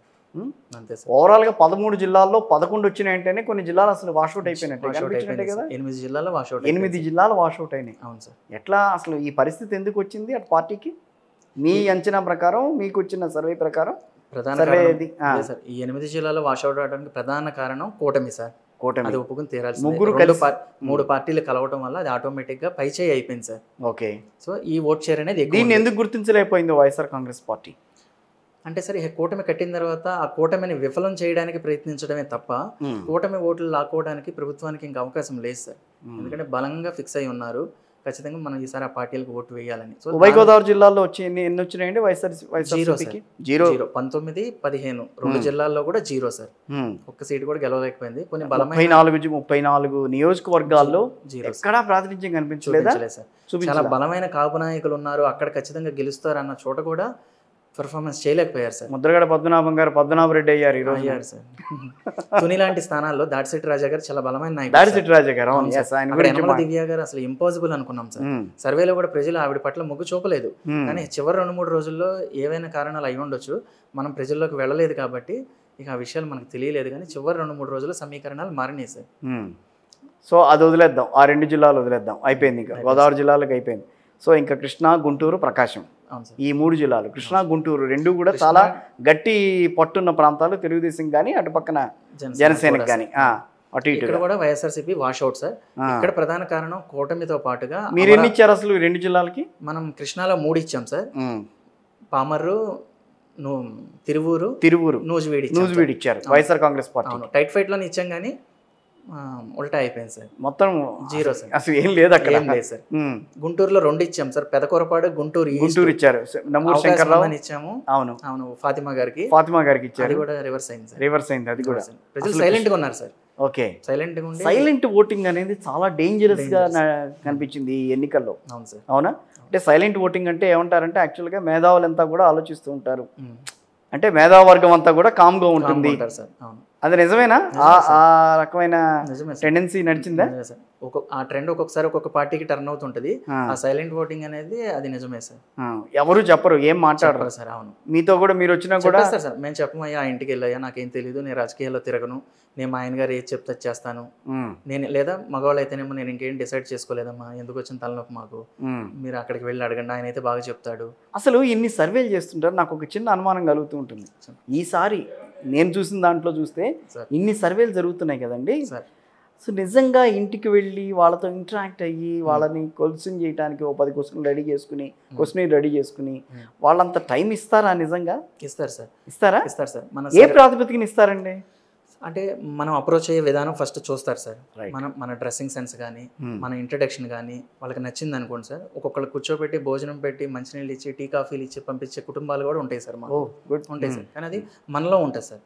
మనం మాట్లాడే తీరులో మనం నమ్మకంగా చెప్పగలగాలి, ఇది సర్వే సంస్థే, ఇది వైసీపీ నుంచి వచ్చిన వాళ్ళు కాదు, టీడీపీ నుంచి వచ్చిన వాళ్ళు కాదు అని మన ఇంట్రడక్షన్లో మనం వాళ్ళకి అర్థమయ్యేలా చెప్పుకోవాలి సార్. అక్కడ నమ్మితే కనుక కూర్చోబెడతారు సార్, నమ్మలేదనుకోండి పంపించేస్తారు సార్. పంపించడం అంటే 1-2 క్వశ్చన్స్కి చాలు నా దగ్గర ఏం లేదు ఆన్సర్ అని అంటారు. ఫస్ట్ 2 దగ్గర చెప్తారు సార్, ఆ 2 క్వశ్చన్ల దగ్గర 3వ ప్రశ్నకి చెప్పట్లేదు అనుకోండి, మేమే టెర్మినేట్ చేసుకుంటాం సార్. ఓకే అమ్మా థ్యాంక్స్ అమ్మా అని చెప్పేసి. సో దాన్ని ఎట్లా బేరీజ్ వేసుకుంటారు? 10 క్వశ్చన్లు రెడీ చేసుకున్నారు సార్ ఫర్ సపోజ్. అవును సార్. పార్టీ ఏ పార్టీ నచ్చింది, నెక్స్ట్ ఈ పార్టీకే మీరు పట్టం కడతారా, లేకపోతే మీకు నచ్చని అంశాలు ఏంటి, మీకు లబ్ధి కూర్చునే అంశాలు ఏంటి, సో ఇట్లాగే ఉంటుందిగా మీకు వస్తున్నారు నాకు తెలిసినంతవరకు. అంతేగా? ఎవరైతే రెస్పాన్స్ ఇవ్వలేదు టెర్మినేట్ చేస్తారో సార్ దాన్ని కూడా కౌంట్ తీసుకుంటాం సార్. మేము దానికి ఒక ఫార్మాట్ పెట్టుకుంటాం, రిఫ్యూజెస్ ఎన్ని వచ్చినాయి. జనరల్గా సార్ ఒక 10 మంది రిఫ్యూజ్ చేశారు అంటే అది ఎక్కువ కారణం ఏమై ఉండొచ్చు అంటే, ఒకవేళ నిజంగా ప్రభుత్వ పరిపాలన నచ్చినా, ఇప్పుడు ఆ ఉన్న సీఎం గారి పరిపాలన నచ్చినా, ఆ ఎమ్మెల్యే పరిపాలన నచ్చుంటేనేమో ఓపెన్గానే చెప్తారు సార్ ఎక్కువ మంది. ఆ ప్రభుత్వం పట్ల వాళ్ళకి వ్యతిరేకత ఉంటేనే వాళ్ళ అభిప్రాయాన్ని చెప్పరు సార్. సో ఆ 10 సైలెంట్ ఏదైతే మనకు ఎర్రర్ వచ్చిందో అది ఎక్కువగా అపోజిషన్కి వెళ్ళడానికి ఛాన్స్ ఉంటుంది సార్. దాన్ని కూడా కౌంట్ చేసుకుంటాం సార్. అట్లా సార్ మనం ఖచ్చితంగా ప్రతి విలేజ్కి వెళ్ళి సర్వే చేస్తే ఆ సంస్థ సక్సెస్ అవుతుంది సార్. మీ పల్స్ టుడే సర్వే శాంపిల్స్ ఎన్నండి? 2 lakhs అబవ్ ఉన్నాయి సార్. ఒక్కొక్క నియోజకవర్గంలో ఆ కౌంట్ అనేది ఒక్కొక్కలా ఉంది. మనకు కొంతమంది ఎమ్మెల్యే అభ్యర్థులకు పనిచేయడం జరిగింది సార్. అక్కడ 10,000, 12,000, 7,000 అంటే ఆ క్లయింట్ ఎంతవరకు భరించగలరో అన్ని శాంపిల్స్ మనం తీసాం. ఒక్కొక్క శాంపిల్కి ఎంత సేకరిస్తారు అంటే మనీ పరంగా ఎట్లా ఉంటుంది? అంటే ఒక్కొక్క క్లయింట్, ఇప్పుడు ఒక క్లయింట్ 150 రూపీస్ ఇస్తారు సార్. ఒక క్లయింట్ నాకు బడ్జెట్ లేదమ్మా కానీ నేను భరించగలిగేది ఇంత అమౌంట్, మీరు చేయగలుగుతారా అని అడుగుతారు సార్. మన క్యాలిక్యులేషన్స్ ఉంటాయి కదా సార్, మన మ్యాన్ పవర్కి, ట్రాన్స్పోర్టేషన్కి, అకామిడేషన్కి, ఫుడ్కి, వాళ్ళ డైలీ పేమెంట్స్కి, సూపర్వైజర్స్కి. ఎంతమంది ఉంటారు అంటే ఒక సర్వేలో? మీది ఒక పల్స్ టుడే సర్వే సంస్థ. అవును సార్. సర్వే సంస్థలో ఎంతమందిని మీరు రిక్రూట్ చేసుకుంటారు, వాళ్ళని ఏ రకంగా డిప్లాయ్ చేస్తారు? సార్ నాకు 2 తెలుగు రాష్ట్రాల్లో కలిపి ఖచ్చితంగా 1000 మెంబర్స్ టీం ఉన్నారు సార్. అంటే మనకు అవసరాన్ని బట్టి వాళ్ళని తీసుకుంటాం సార్. మనం ఎప్పుడు ఫోన్ చేసినా కూడా టీం రెడీ అయిపోతారు సార్. మనకు ఒక నియోజకవర్గానికి మనం 70 మందిని అట్లా పెట్టుకుంటాం. వాళ్ళ కనీస పరిజ్ఞానం డిగ్రీ క్వాలిఫికేషన్ తీసుకుంటాం సార్. డిగ్రీ క్వాలిఫికేషన్ అందులో చాలా మంది మన గత సర్వేలో పనిచేసిన వాళ్ళకి ప్రయారిటీ ఇస్తాం సార్. వాళ్ళకి అప్పటికి ఏమైనా ఆరోగ్య సమస్యలు ఉండి కానీ వేరే జాబ్స్లోకి వెళ్ళిపోతే తప్ప కొత్త వాళ్ళని తీసుకోండి సార్, పాత వాళ్ళనే ప్రిఫర్ చేస్తాం. రాజు గారు సార్ నిర్మోహమాటంగా చెప్పండి, చెప్తాను. 2024 ఎన్నికల్లో సార్ ఎన్ని సర్వే సంస్థలు ఆంధ్రప్రదేశ్ లో సర్వే చేసినాయి మీ దృష్టిలో? సార్ ఎగ్జిట్ పోల్స్ ఇవ్వటం అయితే 40 సంస్థలు ఇచ్చినాయి సార్. 40 సంస్థలను చార్ట్లో మనం చూసాం. అందులో నేను ఫస్ట్ టైం విన్న పేర్లు చాలా ఉన్నాయి సార్. ఇప్పుడు ప్రముఖ సంస్థలు ఏవైతే రిపోర్ట్స్ ఇచ్చాయో, అంటే ఎవరికైనా అనుకూలంగా ఇవ్వనివ్వండి, వేరే విషయం సార్, వేరే విషయం. ప్రముఖ సంస్థలు ఏవైతే ఉన్నాయో అవన్నీ కూడా నాకు తెలిసిన కంపెనీలే సార్. వాళ్ళే నిజంగా గ్రౌండ్ లో సర్వే చేశారు సార్. అదే ఎంతమంది అని అడుగుతున్నా, 40లో ఎంతమంది ఉంటారు సార్? నేను చూసిన వాళ్ళు 5 సంస్థలు సార్. అంతే? 5 సంస్థలని నేను చూశాను. సో మిగతా అన్ని ఫ్లూక్ గా చెప్పింది అంటే మనం ఒకవేళ చూడకపోతే నింద వేయలేము కానీ వాళ్ళు మనకి ఎక్కడ తారసపడి ఉండకపోవచ్చు. కానీ 35 సర్వే సంస్థలు మీకు కనపట్లేదు అని చెప్పి మీరు చెప్తున్నట్టు మాటల ద్వారా. అది వాస్తవం సార్. 5 మాత్రమే నేను చూసినవి. అవును సార్. 35 సర్వే సంస్థలు అవును సార్ పైకి వచ్చినాయి ఆ రోజున, అంతే అని అంటారు. వాళ్ళ క్యాలిక్యులేషన్స్ స్మార్ట్ వర్క్ చేసుకుని ఇచ్చి ఉండొచ్చు ఎట్లాగని, లేదా మనం కూడా ఒక రిపోర్ట్ ఇవ్వాలి ఈసారి 2014 రిజల్ట్ ఎలా ఉంది అంటే ఇట్లా ఇచ్చే వాళ్ళు కూడా ఉన్నారు సార్. నేను చూసాను 1-2 వ్యక్తులు నాకు తెలిసిన వాళ్ళు ఉన్నారు. ఆత్మసాక్షి ఐడియా ఉందా? తెలుసు సార్, నాకు చాలా క్రెడిబిలిటీ ఉన్న సంస్థ సార్. ఎందుకంటే వాళ్ళ స్టాఫ్ చాలా మంది నాకు గ్రౌండ్ లో కలిశారు. కానీ 2019లో వాళ్ళు మరి రాంగ్ ఇవ్వడం జరిగింది. అవును, వాళ్ళు చేసే సంస్థే సార్. వాళ్ళు కనిపిస్తూనే ఉంటారు వాళ్ళ స్టాఫ్ నాకు. సార్ అట్లా కొంతమంది స్మార్ట్ వర్క్ చేస్తారు సార్. 2014 రిజల్ట్ 2019 రిజల్ట్ కంపేర్ చేసుకుంటూ ఇక్కడ ఖచ్చితంగా ఇది కూటమికి బలం ఉన్న స్థానం కాబట్టి మనం సర్వే చేయవసరం లేదు, ఇది ఖచ్చితంగా అలయన్స్. మధ్యలో మనం ఆపేసాం. కృష్ణా, గుంటూరు, ప్రకాశం జిల్లాలో సార్, ప్రకాశం జిల్లాలో 2 స్థానాలు వచ్చినాయి సార్ వైఎస్ఆర్ కాంగ్రెస్ పార్టీకి. ఎర్రగొండపాలెం, దర్శి సార్. దర్శి, అవును. మనం అంచనా వేసిన 125 నియోజకవర్గాల్లో మిస్ అయింది దర్శి ఒకటి సార్. దర్శి తెలుగుదేశం గెలుస్తుందని మనం అంచనా వేసాం. సో అది వైసీపీకి, అది కూడా లాస్ట్ మినిట్ లో వైసీపీకి వెళ్ళింది సార్. వైసీపీకి వెళ్ళింది, అయిపోయింది. ఎర్రగొండపాలెం, దర్శి 2 వచ్చినాయి సార్. సో ఆ తర్వాత మనం మాట్లాడుకున్నాం నెల్లూరు, నెల్లూరు, చిత్తూరు అండ్ అనంతపురం సార్. అనంతపురం, ఈ 3 జిల్లాలు. కర్నూలు కూడా ఉంది మనకి, కడప ఆల్రెడీ మాట్లాడుకున్నాం కాబట్టి. సో ఈ 4 జిల్లాల్లో నెల్లూరు జిల్లాలో వాషౌట్ సార్. నెల్లూరు జిల్లా వాషౌట్ అవ్వదు కానీ కనీసం 2 గెలుస్తుంది. ఆత్మకూరు, సుళ్ళూరుపేట అనుకున్నాం సార్. వైసీపీ బలంగా ఉండే స్థానాలు ఇవి. అక్కడ కూడా ఇంకా అసలు వైసీపీనా జగన్ గారు అనేది ఈసారికి చూడలేదు సార్. దానికి ఏంటంటే అన్ని కామన్ ఫ్యాక్టర్స్. నెల్లూరు అయిపోయింది. చిత్తూరులో 2 స్థానాలు గెలవడం జరిగింది సార్. రైట్. అది పెద్దిరెడ్డి రామచంద్ర గారికి ఒకటి, సరే అంతే సార్. అదొకటి కూడా వాషౌట్ అయిపోయింది. ఆ తర్వాత ఇటు పక్కన కర్నూలులో కూడా మంత్రాలయం ఒకటి, ఆలూరు ఒకటి, ఆలేరు 2 స్థానాలు గెలిచింది సార్. అయిపోయింది. అనంతపురం 0 సార్. జీరో, నథింగ్, ఏమీ ఏం లేదు సార్. మీరు అంచనా వేసిన పార్లమెంటు స్థానాలు? మనం కూటమికి 19 నుంచి 20 ఇచ్చాం సార్. 21 గెలవడం జరిగింది. 1 సీటు మిస్ అయింది సార్. అదేంటి సీట్ అది? మనం వేసిన వాటిలో మిస్ అయింది Vizianagaram sir. Okay. Vizianagaram YCP గెలుస్తుంది, అసెంబ్లీలు కూడా ఎక్కువ గెలుస్తుందని ఊహించాం సార్. అవును, ఆ జిల్లాలో ఉన్న ప్రభావం కాబట్టి అనుకున్నాం. అది కూడా వెళ్ళిపోయింది. అది కూడా కూటమికి వెళ్ళిపోయింది. వైసీపీ ఖచ్చితంగా 5 స్థానాలు గెలుస్తుందని చెప్పాం సార్. 4 గెలిచింది సార్. ఆ విజయనగరం మిస్ అయింది సార్. విజయనగరం మిస్ అయింది. పార్లమెంట్ లో ఖచ్చితంగా వేయగలిగాం సార్. అసెంబ్లీ కన్నా పార్లమెంట్ లో ఎక్కువ పట్టుకోగలిగాం పల్స్ మేము. పార్లమెంట్ కంటే ఎన్ని నియోజకవర్గాల్లో? 7 నియోజకవర్గాల్లోనూ తిరుగుతారా? తిరుగుతాం సార్. అదే సార్, మనం క్లయింట్లకి ఎంతమందికి అయితే పనిచేస్తున్నామో వాళ్ళకి ఫస్ట్ వర్క్ కంప్లీట్ చేస్తాం సార్. కంప్లీట్ చేసేసి అక్కడ ఏదైతే లాభం మిగులుతుందో ఆ లాభాన్ని తీసుకొచ్చి మిగతా నియోజకవర్గాల మీద మనం పర్సనల్గా పెట్టుకుని స్టేట్ అంటే ఎగ్జిట్ పోల్ ఇవ్వాలి అంటే 175 నియోజకవర్గాలు చేస్తేనే ఇవ్వాలి. లేదా మనం ఒక 10 మంది ఎమ్మెల్యేలకు పనిచేసాం కదా, దాన్ని పెట్టుకుని మిగతావి కూడా మనం ఏదో ఒకటి ఊహించుకుని ఇస్తామంటే కుదరదు సార్, ఫెయిల్ అవుతాం. సరే, ఇప్పుడు వైఎస్ఆర్ కాంగ్రెస్ పార్టీ సార్ 11 మంది అభ్యర్థులు, అంటే జగన్ గారిని తీసేయగా మిగతా 10 మంది. అవును సార్. సో వీళ్ళు అసలు పార్టీలో ఉంటారా సార్? అంటే 2-3 పార్టీ మారే అవకాశాలు ఉన్నాయి సార్. అది ఖచ్చితంగా ప్రతిసారి జరుగుతూనే ఉంటుంది. అటు నుంచి ఇటు వెళ్తుంటారు. కానీ అవసరం లేదుగా తెలుగుదేశంకి, అసలు అవసరం లేదు సార్. తెలుగుదేశంకి అవసరం లేదు, కూటమి సభ్యులు ఎవరికి అవసరం లేదు, కూటమిలో ఎవరికి అవసరం లేదు, తీసుకోవాల్సిన అవసరం వీళ్ళకి లేదు. కానీ ప్రభుత్వంలో భాగం అవుతాము, మా నియోజకవర్గం డెవలప్ అవ్వడానికి మీతో కలిసి నడుస్తాము, తీసుకోండి అంటే 2-3 వెళ్ళేదానికైతే అవకాశం ఉంటుంది సార్ మనకి. సో మిగతా వాళ్ళు అయితే అట్లా నడుస్తారు, పార్టీతో నడుస్తారు అనుకుంటున్నాను. Party మనగలుగుతుందా sir? తెలుగుదేశం కూటమి, జనసేన, బీజేపీ వీళ్ళు కూటమిగా ఉన్నంత కాలం నాకు తెలిసి వైఎస్ఆర్సీపీకి గడ్డుకాలం సార్, గడ్డుకాలం. సో అది విడిపోవాలని కోరుకుంటున్నారు.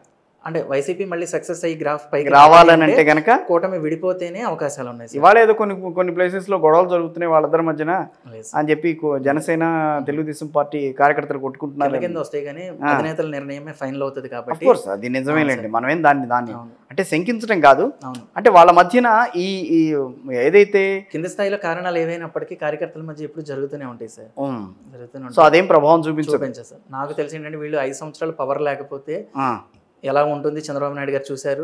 పవన్ కళ్యాణ్ గారు ఆల్రెడీ 10 సంవత్సరాల నుంచి ప్రతిపక్షంలో ఉండి ఫైట్ చేస్తున్నారు కాబట్టి ఖచ్చితంగా పొత్తునైతే విడగొట్టుకోరని నేను అనుకుంటున్నాను సార్. సో పొత్తునైతే ఒక 15 సంవత్సరాలు అయితే సక్సెస్ఫుల్గా లీడ్ చేయగలరు. పరిపాలనలో కూడా వీళ్ళ మార్కు చూపిస్తారు. డెవలప్మెంట్ ప్రజలకి చూపించి మెప్పించి ఎటు వెల్ఫేర్ పరంగా కూడా కొన్ని కమిట్మెంట్స్. 15 ఏళ్ళు మీరు అంటుంది, నేను 15 సంవత్సరాలు నమ్ముతున్నాను సార్. 3 టర్మ్స్. అప్పుడు జగన్ గారు వచ్చినప్పుడు కూడా అదే అన్నాయి అన్ని సంస్థలు. ఇంకేముంది, 3 సార్లు ఆయన రాబోతున్నాడు. జగన్ గారు కూడా సంక్షేమ పథకాలతో పాటుగా అమరావతిని ఎక్కడైతే బ్రేక్ అయ్యి ఉందో కంటిన్యూ చేసి, అమరావతి రైతులు ఇబ్బంది పడకుండా చేసి, ప్రజలకు current charge. Amaravati key point అయిందా? కీ పాయింట్ అయింది. కృష్ణా గుంటూరు జిల్లాలో కీ పాయింట్ సార్. విశాఖపట్నంలో కూడా సార్. విశాఖపట్నం రాజధాని కోరుకోలేదు అంటే వాళ్ళు అమరావతికి మొగ్గు చూపుతున్నట్లే సార్. అంతే. మనం రాజధాని విషయంలో కూడా సర్వే చేసాం సార్ ఒకసారి. మీరు అమరావతికి మొగ్గు చూపిస్తారా, విశాఖపట్నం కావాలనుకుంటున్నారా అన్నప్పుడు విశాఖపట్నం అయితే అవసరం లేదు. 3 రాజధానుల అంశం కూడా చాలా ప్రభావం చూపించింది. అవును సార్, అది అసలు ఇంకా వ్యతిరేకత అయింది సార్. అది 3 రాజధానులు అనేది ఏ స్టాండు లేని అంశం, అది విశ్వాసం లేదు అని ఒకదాని మీద స్టాండ్ అయ్యి ఉంటే బాగుండే సార్. అమరావతిని కానీ జగన్మోహన్ రెడ్డి గారు ముందుకు తీసుకెళ్లి వాళ్ళు చేసిన అంటే డెసిషన్స్ లో తీసుకున్న తప్పుల గురించి ఏమన్నా ప్రజలు మాట్లాడతారు సార్. ఫస్ట్ స్కీమ్స్ నే వ్యతిరేకిస్తారు సార్ కొంతమంది. ఓకే, బాగా పేదరికంలో ఉన్న వాళ్ళే మాకు ఈ పథకం అవసరం, మాకు హెల్ప్ అవుతుంది, నాకు భర్త లేడు, తండ్రి లేడు, ఇట్లా వాళ్ళు మాత్రం అంగీకరిస్తున్నారు. కానీ ఒక సామాన్య కుటుంబం నుంచి కూడా ఎందుకయ్యా అమ్మవాడి, ఆడికి ఎందుకయ్యా, ఇదిగో వీడికి ఆటో ఉంది, వీడికి 10,000 ఎందుకయ్యా, మా ఆవిడకి ఎందుకయ్యా, నేను కష్టపడుతున్నాను కదా, డబ్బులు తెస్తున్నాను కదా, మా ఆవిడకి 18,000 ఎందుకు, అంటే 45 years అబవ్ ఉన్న వాళ్ళకి సార్. ప్రజలే తీసుకుంటున్న వాళ్ళే విమర్శిస్తున్నారు సార్. సో అట్లా సంక్షేమ పథకాలకు పూర్తి మద్దతు అయితే లేదు సార్. వెల్ఫేర్ మీదే నడిపిస్తాము, డబ్బులు ఇస్తున్నాం కదా అంటే డబ్బు ఇస్తేనే ఇది మంచి, డబ్బు ఇచ్చి మంచి చేస్తున్నాము అనుకుంటే అది పొరపాటు సార్. ఓకే, అంటే మెయిన్గా జగన్మోహన్ రెడ్డి గారు కానీ ఇప్పుడు వైఎస్ఆర్సీపీ మేము ఇంత మంచి చేశాం కదా, ఇన్ని ఓట్లు మాకు ఎందుకు రాలేదు అంటే ప్రజలు డబ్బును కోరుకోవట్లేదు సార్. పిల్లల ఫ్యూచర్ కానీ, ఉద్యోగాలు కానీ, మనకు కనీసం రోడ్లు కానీ, కూరగాయల రేట్లు కానీ, కరెంటు ఛార్జెస్ కానీ, అట్లా అంటే అన్ని వర్గాలు వ్యతిరేకంగా పనిచేసినాయి సార్. అంగన్వాడీ టీచర్లు కానీ, ఆశా వర్కర్లు కానీ, కాంట్రాక్ట్ విద్యుత్ వర్కర్స్ కానీ, భవన నిర్మాణ కార్మికులు కానీ అందరూ వ్యతిరేకంగా పనిచేస్తారు. టీచర్స్ కానీ, యువత కానీ, సచివాలయ ఉద్యోగులు కూడానా? సచివాలయ ఉద్యోగులు 400 మందిని సర్వే చేశాను సార్. మేజర్ కూటమికి ఓటేసామని చెప్పారు సార్. 400 మందిని సర్వే చేశారు. పోస్టల్ బ్యాలెట్ గురించి ఏమన్నా మీకు ఐడియా వచ్చిందా? పోస్టల్ బ్యాలెట్ ప్రభావం కూడా ఒక ఇండికేషన్ అనేది తీసుకెళ్ళింది సార్. 5.5 లక్షలు అంటే పోస్టల్ బ్యాలెట్ పోల్ అవుతున్నప్పుడే ప్రజల్లోకి ఒకటి వెళ్ళిపోయింది సార్, ఒక వేవ్ వెళ్ళింది. ఈసారి కూటమికి మొగ్గు చూపిస్తున్నారు, టీచర్లు, విద్యావంతులు, ఉన్నతంగా ఆలోచించే వ్యక్తులు అటు ఓటేస్తున్నప్పుడు, అంటే న్యూట్రల్గా ఉండేవాళ్ళు ఉంటారు కదా సార్, ఈసారి ఎటు వస్తే సందిగ్ధంలో ఎటు వేస్తే మంచిది అని ఆలోచనలో ఉన్నవాళ్ళు దాన్ని ఒక మార్గదర్శకంగా తీసుకున్నారు సార్. ఓకే. సో కూటమికి వేస్తున్నారు కాబట్టి మనం కూడా కూటమికి వేస్తే బాగుంటుందేమో అన్నది ఒక వేవ్ని అయితే తీసుకెళ్ళింది. సో వైఎస్ఆర్ కాంగ్రెస్ పార్టీ ఈ 5 ఏళ్ళు ఏ స్ట్రాటజీతో ముందుకు వెళ్తుంది, అసలు ఉండగలుగుతుందా? మీ ఒపీనియన్ ఏంటి అసలు ఆ విషయంలో? సార్ జనరల్గా ఏంటంటే సార్, ప్రతిపక్షంలోకి వెళ్ళిపోయిన తర్వాత ఒకవేళ కేసులు లేని నాయకుడు అయితే ఇబ్బంది లేదు సార్, పోరాడుతూ ఉంటారు, తిరుగుతూ ఉంటారు. ఇవాళ కూడా పొద్దున్న చూసా 11 కేసులు 11 మంది ఎమ్మెల్యేలు అని చెప్పి రాశారు. ఇప్పుడు బీజేపీకి కూడా ఏంటంటే సార్, ఇప్పుడు వైఎస్ఆర్సీపీతో అవసరంగానే వీళ్ళ ఇది కానీ ఏం లేదు కాబట్టి. అలా ఎట్లా అంటారు? 11 మంది అక్కడ రాజ్యసభ సభ్యులు ఉన్నారు. అవును సార్. 4 ఇక్కడ ఎంపీలు ఉన్నారు. కాదని ఎట్లా అంటారు? అంటే ఎట్లా కదా సార్, ఇప్పుడు ఒకవేళ కేసులు ఏమైనా సరే, అంటే ఆల్రెడీ మార్నింగ్ నుంచి ప్రతి శుక్రవారం కోర్టుకి హాజరవ్వాలని ఒకవేళ కేసుల పరంగా ఏదన్నా ఇబ్బంది ఎదుర్కొంటే కనుక పార్టీని లీడ్ చేసే సెకండ్ పర్సన్ లేరు సార్. అంటే రాజకీయ అనుభవం ఉన్న రెండో వ్యక్తి కుటుంబంలో కనిపించట్లేదు. గతంలో షర్మిల గారు, విజయమ్మ గారు ఉన్నప్పుడైతే లీడ్ చేశారు. మరి అలా అనుకుంటే అటు పక్కన తెలుగుదేశం పార్టీకి మొన్నటి వరకు రెండో వ్యక్తి లేని పరిస్థితి. అంటే త్వరగానే లోకేష్ గారిని తొందరగా యాక్సెప్ట్ చేయలేదు చాలా మంది. అవును సార్. అంటే త్వరగానే బెయిల్ వచ్చింది కాబట్టి అది సెటరేట్ అయిపోయింది. సెటరేట్ అయింది. ఒకవేళ జగన్మోహన్ రెడ్డి గారు ఏమైనా ఇబ్బంది కలిగితే పార్టీని లీడ్ చేసే సరైన నాయకుడు రావాలి. నెక్స్ట్ కేడర్ ఎంతవరకు నిలబడతారో తెలియదు. మొన్నటి వరకు అయితే అగ్రెసివ్గా మాట్లాడి నోరు పారేసుకున్న మంత్రులు కానీ ఎవరైతే ఉన్నారో ఇప్పుడు ఎంతవరకు వాయిస్ వినిపిస్తారో తెలియదు. ఏముంది, వాళ్ళు ఎవరు గెలవలేదు, వాయిస్ గెలిపించడానికి ఏం లేదు. గెలిచిన గెలపని ఇంటి దగ్గరైనా మీడియా సమావేశం పెట్టి ఇది ఇలా చేస్తున్నారు అలా చేస్తున్నారని వాయిస్ వినిపించే వాళ్ళు కూడా ఎంతమంది బయటకు వస్తారో తెలియదు సార్. సో ఏదేమైనా కూటమి ఉన్నంత కాలం వైఎస్ఆర్సీపీకి కొంచెం గడ్డుకాలమే. గడ్డుకాలం. ఓకే. ఇప్పటికైనా ఏమేమి మిస్టేక్స్ చేసామో వాళ్ళు ఒకసారి విశ్లేషించుకుని, మెయిన్గా ఏంటంటే సార్, ఇప్పుడు రంపచోడవరం నియోజకవర్గంలో మనం అక్కడ అంచనా వేసాం సార్. రంపచోడవరం నియోజకవర్గం ఖచ్చితంగా వైసీపీ గెలవాలి సార్. కానీ అలాంటి చోట్ల కూడా ఓడిపోవడానికి మేబీ ఇది ఒక కారణం అయి ఉండొచ్చు. అనంతబాబు, ఎమ్మెల్సీ అనంతబాబు వాళ్ళ డ్రైవర్, ఇట్లాంటి సంఘటనలు జరిగినప్పుడు కూడా మన పార్టీ నాయకుడని కాకుండా మందలించి కానీ యాక్షన్ తీసుకున్నా కూడా ప్రజల్లో ఒక సంకేతాలు వెళ్ళాయి సార్. సో జగన్మోహన్ రెడ్డి గారు ఎట్లాంటి వాటిని సహించరు. ఓకే, ఫస్ట్ పాయింట్ అది.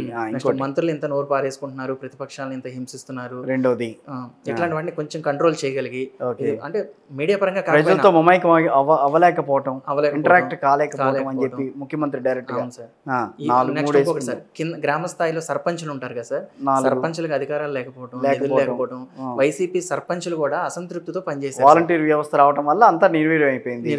ఓకే. 5 ఇంకోటి, అదే చిన్న స్థాయి నాయకులకి సీఎం గారు అపాయింట్మెంట్స్ దొరకపోవడం. నిన్న జక్కపూడి రాజా గారు మాట్లాడుతూ అదే అన్నాడు అన్నమాట. ఇవన్నీ కూడా పనిచేసినాయి సార్. ఇవన్నీ కూడా బాగా వీటిలన్నిటికీ జగన్మోహన్ రెడ్డి గారి దగ్గర ఉండి ఎమ్మెల్యేలని, మంత్రులను ఎవరైతే ఇదిగా చేస్తున్నారో వాళ్ళని మందలించి కనీసం స్ట్రిక్ట్ గా పెట్టుకుని ఉంటే ప్రజల్లో కూడా ఒక ఇది వెళ్ళి ఉండే సార్. సరే, అయిందేదో అయిపోయింది. టీడీపీ గవర్నమెంట్ ఇప్పుడు నడుస్తోంది. చంద్రబాబు నాయుడు గారి నేతృత్వంలో ముందుకు వెళ్తుంది గవర్నమెంట్. సో ఇప్పుడు విషయం ఏంటంటే, ఇక్కడ ఎవరు కాదన్నా అవునన్నా ప్రేక్షకులకి కొంతమందికి ఇబ్బంది కలిగినా ఇప్పుడు జోడు గుర్రాల వ్యవహారం ఇక్కడ. గతంలో 4.5 ఏళ్ల పాటు కలిసి పనిచేసిన బీజేపీ లాస్ట్ 6 నెలల్లో బయటికి వెళ్ళిపోయింది. ఇప్పుడు ఇక్కడ ఏంటి పరిస్థితి? పవన్ కళ్యాణ్ గారు, చంద్రబాబు నాయుడు గారు ఇద్దరు కార్యకర్తల్ని సమన్వయపరచుకోవాలి, ఇద్దరు వాళ్ళకి సమాధానం చెప్పుకుంటూ వెళ్ళాలి, నడిపించాల్సిన పరిస్థితి వీళ్ళిద్దరిది. సో దీనికి ఏ రకమైన సమాధానం వస్తుంది అక్కడ? ఇప్పుడు పవన్ కళ్యాణ్ గారు అన్ని అర్థం చేసుకున్నాకే, అన్నిటికీ కాంప్రమైజ్ అయ్యాకే కూటమిలోకి నిర్ణయం తీసుకున్నారు. ఆయన నిర్ణయం తీసుకున్నాడు, కరెక్టే. కానీ తెలుగుదేశం పార్టీకి సంబంధించిన వాళ్ళు మొదట్లో వ్యతిరేకించారు చాలా. అవును సార్. రేపు జనసేన అనేది రేపు తెలుగుదేశం పార్టీని మింగేస్తుందనంటే వాళ్ళు ఒప్పుకోరు సార్. తెలుగుదేశం పార్టీ రేపు జనసేనని మింగేస్తుందంటే జనసేన ఒప్పుకోదు. అవును సార్. అంటే మిగతా లేదని దాని మీద మనం కామెంట్ చేయలేము, చెప్తున్నా మామూలుగా. ఇప్పుడు కింది స్థాయి కానీ ఆ కార్యకర్తల్లో ఉన్న ఆ అభిమానం ఆ రకంగా ఉంది, ఆ ఎక్స్టెంట్లో ఉంది. నేను అనేది అది లేదు సార్, మాక్సిమం పవన్ కళ్యాణ్ గారు 5 సంవత్సరాలు కంట్రోల్లో పెట్టుకోగలరు సార్. Good. చెప్పుకుంటారు అది- అది ఏదన్నా స్టేట్ ఎవరైనా కోరుకునేది అదే కావాలని. ఇప్పుడు స్టార్టింగ్ గొడవ చేశారు సార్, 21 స్థానాలు ఏంటి అసలు, మీరు అవసరం లేదు మాకు అన్నట్లుగా కూడా వ్యతిరేకించిన వాళ్ళు వ్యూహం నాకు వదిలేయండి మీరు పని చేయండి అన్నారు. అంతే, కరెక్ట్. ఆ వ్యూహమే ఈ రోజు 21 స్థానాల్లో గెలిపించింది సార్. కార్యకర్తలను కంట్రోల్ చేసుకోబట్టే ఓట్ ట్రాన్స్ఫర్ మనం 85% అనుకున్నాము, 100% సక్సెస్ అయ్యింది. నెక్స్ట్ 2019లో ఎవరైతే కాపు సామాజిక వర్గం పవన్ కళ్యాణ్కి మద్దతు ఇవ్వలేదో వాళ్ళందరూ కూడా తిరిగి వెనక్కి వచ్చి మన సామాజిక వర్గం ఎంత ఉంది. హరిరామయ్య జోగయ్య గారు వ్యతిరేకించాడు మొదట్లో. అవును సార్. ఆ తర్వాత ముద్రగడ పద్మనాభం గారు వ్యతిరేకించారు. సరే, ఆయన స్టిక్ అయిపోయాడు దానికి. ఇప్పుడు జోగయ్య గారు ఓకే, పవన్ కళ్యాణ్ ఒక పద్ధతిగా వెళ్తున్నాడు, మనం స్వాగతించాలని చెప్పి ఆయన అన్నాడు. ఆ తర్వాత ఓకే, అది బాగుంది, అది అంతవరకు ఓకేనండి సార్. వాళ్ళు యుక్త వయసులో ఉన్నప్పుడు వాళ్ళు రాజకీయాలు చేస్తున్నప్పుడు వాళ్ళకు వాళ్ళతో క్యారీ అయ్యే ఓట్ షేర్ ఉంది సార్. ఇప్పుడు లేరు సార్. ఇప్పుడు ఏంటంటే వాళ్ళు ఇంట్లో కూర్చొని జస్ట్ ఒక స్టేట్మెంట్లు ఇవ్వడానికి తప్ప క్యాడర్ కానీ కార్యకర్తలు కానీ ఇప్పుడు కొత్తగా వచ్చిన ఓటర్లు కానీ అంతా పవన్ కళ్యాణ్ ముఖ్య నేతనే చూస్తున్నారు తప్ప మన జిల్లాలో ఉన్న కాపు పెద్దని అట్లా అదంతా పోయింది సార్, ఇప్పుడు లేదు సార్. సో ఓవరాల్గా మీరు ఇచ్చిన సర్వేలో మీకు ఎదురైన అనుభవాలు, ఎదురైన ఇబ్బందులు ప్రధానంగా చెప్పండి. ఇబ్బందులు అంటే ఇప్పుడు ఒక విలేజ్కి వెళ్ళాం సార్, మనం అక్కడ న్యూట్రల్గానే సర్వే, అక్కడ తెలుగుదేశం అభ్యర్థి మనకు సర్వే ఇవ్వలేదు, వైసీపీ అభ్యర్థి సర్వే ఇవ్వలేదు. అంటే ఆ నియోజకవర్గం ఎవరి ఖాతాలో పడుతుందో మీలాంటి మీడియా వాళ్ళకి మేము చెప్పాలి కాబట్టి మన నిధులతో మనం ఆ విలేజ్కి వెళ్ళి సర్వే చేస్తున్నప్పుడు ఒక్కొక్క చోట వైసీపీ వాళ్ళు వచ్చి అడ్డగిస్తారు, ఒక్కొక్క చోట తెలుగుదేశం వాళ్ళు వచ్చి మాకు ఆటంకం కలిగిస్తారు సార్. మీరు ఎవరి తరపున చేస్తున్నారు, మీ ఐడి కార్డులు తీయండి, మీ బాస్ ఎవరు, మీకు డబ్బులు ఎక్కడి నుంచి వచ్చినాయి, మీకు జగన్ పంపించాడా లేదా చంద్రబాబు నాయుడు పంపించాడా, మీరు పోలీస్ స్టేషన్కి పదండి, మమ్మల్ని అక్కడ కూర్చోబెట్టేస్తారు సార్. నేను ఎక్కడో ఉంటాను, మన టీం ఎక్కడో ఉంటారు. ఇలాంటివి కూడా బాధలు ఉన్నాయి అన్నమాట. అయితే మీకు ఆడపిల్లలు ఉంటారు సార్, ఆడపిల్లలు వెళ్ళి పనిచేస్తుంటారు. అంటే మహిళా ఓట్ బ్యాంక్ కూడా మహిళలు అయితే మహిళలతో మాట్లాడాల్సి ఈజీగా ఉంటుంది, బాగుంటుందని 50-50 పెట్టుకుంటాం సార్. టీంలో 5 మెంబర్స్ మేల్స్ 5 మెంబర్స్ ఫీమేల్స్ ఉంటారు సార్ ఒక టీంలో. అట్లా మహిళల్ని కూర్చోబెట్టేస్తే వాళ్ళు ఏడ్చుకున్న రోజులు ఉన్నాయి. మేము వెళ్ళి కన్విన్స్ చేసి ఇది అండి మీరు మా గత సర్వేలు చూడండి, మన ఎగ్జిట్ పోల్స్ కానీ ఇవన్నీ చూపించాక ఓకే సరే వెళ్ళండి, మీరు అయినా మీరు ఇట్లా అడగకూడదు కదమ్మా, ఎవరు కోటేస్తారని ఎందుకు అడుగుతారు, వాళ్ళు ఎవరికేస్తే మీకెందుకు, మీకు ఇది చేసే హక్కు ఎవరు ఇచ్చారు, ఇవన్నీ ప్రశ్నలు వస్తాయి సార్. వాటిని అన్నింటినీ సమాధానాలు చెప్పుకొని వాళ్ళ బందీలో నుంచి మేము బయటపడి అట్లా చేసుకుంటూ ముందుకెళ్తుంటాం సార్. రైట్. అంటే మనం ఆల్మోస్ట్ అన్ని విషయాలు కవర్ చేసినట్టుగానే కనిపిస్తుంది. అవును సార్. మీరు చెప్పాల్సింది ఏమన్నా ఉంది ఇంకా? అంతే సార్. సర్వేలో ఏమేమి గమనించాం, వైఎస్ఆర్సీపీ ఈ విధంగా పతనం అవడానికి కారణాలు, మన సర్వే అంచనాలు తప్పడానికి కారణాలు, అసలు సోదిలో ఉండదు తెలుగుదేశం పార్టీ అనుకున్నది. తెలుగుదేశం పార్టీ 130 స్థానాలు గెలుచుకోవడం అనేది అది ఒక రికార్డ్. అది రికార్డ్ సార్. 94 తర్వాత కొంతమంది విశ్లేషకులు కొంతమంది మాట్లాడుతున్నారు, నేను చాలామందితో మాట్లాడినప్పుడు 30 ఏళ్ల తర్వాత మళ్ళీ చరిత్ర పునరావృతం కాబోతుందని అంటే ఎవరు నమ్మలా, నేనే కాదు చాలా ఛానల్స్ నమ్మలా. కానీ ఈరోజు అది నిజమైన పరిస్థితి. 94లో ఏ రకమైన ఉధృతమైన ఇది వచ్చిందో, తెలుగుదేశం గాలి వచ్చిందో, అదే గాలి మళ్ళీ 2024లో కనిపించింది. అవునా, మీకు అట్లా అనిపించింది? మీరు చిన్నవారే, నేను చిన్నవాడిని ఆ టైంకి. విమర్శ కాదు కానీ సార్, ఇది దీనికి చంద్రబాబు నాయుడు గారి కన్నా జగన్మోహన్ రెడ్డి గారి కారణం సార్. ఆయనంతటా ఆయనే కారణం. ఆయనే అవకాశాన్ని వాళ్ళకి ఇచ్చేసారు సార్ అపోజిషన్కి. ఇదే జగన్మోహన్ రెడ్డి గారు కనుక కొన్ని విషయాల్లో మెరుగుపరుచుకుని లీడ్ చేసుకుని ముందుకు వెళ్ళుంటే ఇప్పట్లో అవకాశం ఉండుండేది సార్. మరొక 5 సంవత్సరాలన్నా కనీసం. అంటే ఎంత ధనం ప్రజల మీద పెట్టి. ఫైనల్గా ఒక క్వశ్చన్ అడుగుతాను, అంటే ఈ సినారియోలో మొత్తం మీద మీరు చేసిన ఈ ఎగ్జిట్ పోల్స్ కానీ లేకపోతే మీ సర్వేల్లో కాంగ్రెస్ పార్టీ మళ్ళీ పునరుజ్జీవం సాధించే అవకాశం కనిపించిందా? భవిష్యత్తులో ఖచ్చితంగా ఉంటుంది సార్. భవిష్యత్తులో ఉంటుంది సార్. ఎందుకంటే ఏ ప్రభుత్వం ఏదైనా ఒక 10 సంవత్సరాలు 15 సంవత్సరాలే కాబట్టి ఇప్పుడు తెలంగాణలో అనూహ్యంగా ఎట్లా అయితే విజయం సాధించిందో ఖచ్చితంగా ఆంధ్రాలో ఏదో ఒక టర్మ్కి అయితే వస్తుంది సార్, మళ్ళీ 10 సంవత్సరాలకైనా. అంటే ఇప్పుడు బలమైన నాయకురాలు షర్మిలా ఉన్నారు కాబట్టి ఆవిడ అదే విధంగా లీడ్ చేసుకుంటూ ముందుకు తీసుకెళ్తే ఇప్పుడు వైసీపీ నుంచి కూడా చాలా మంది వెళ్ళే ఛాన్స్ ఉంటుంది సార్. వైసీపీ నుంచి ఎవరైతే ఓడిపోయారో తెలుగుదేశంలోకి వెళ్ళడానికి, జనసేనలోకి వెళ్ళడానికి అవకాశం లేని నాయకులంతా కాంగ్రెస్లోకి వెళ్ళడానికి స్కోప్ ఉంటుంది సార్ ఎక్కువగా. సో మీరు అనేదాన్ని బట్టి అయితే ఇంకా వైఎస్ఆర్ కాంగ్రెస్ పార్టీ గడ్డు కాలమే, ఆల్మోస్ట్ గడ్డు కాలంగానే చూడాలి దీన్ని. అంతేగా? అంతే సార్. అంటే ఒక రాజకీయ నాయకుడిగా కాదు సార్, అది అదే మనం నార్మల్ గా అంచనా వేసి సైకాలజిస్ట్ గా అక్కడ ఉన్న పరిస్థితులకు అనుగుణంగా మీరు చెప్పగలిగింది. అంత బలహీన పడిపోయినప్పుడు కష్టం సార్. అప్పుడు ఇది వరకు మొన్నటి వరకు 2019లో 23 స్థానాలన్నా కనిపించినాయి. అవును సార్. కానీ ఇప్పుడు పరిస్థితి అంతకంటే తక్కువ కదా. అవును సార్. సో కొంచెం ఇబ్బందికరమైన పరిస్థితి అయితే. అవును sir. So thank you very much అండి. Thank you sir. Thank you very much Raju గారు.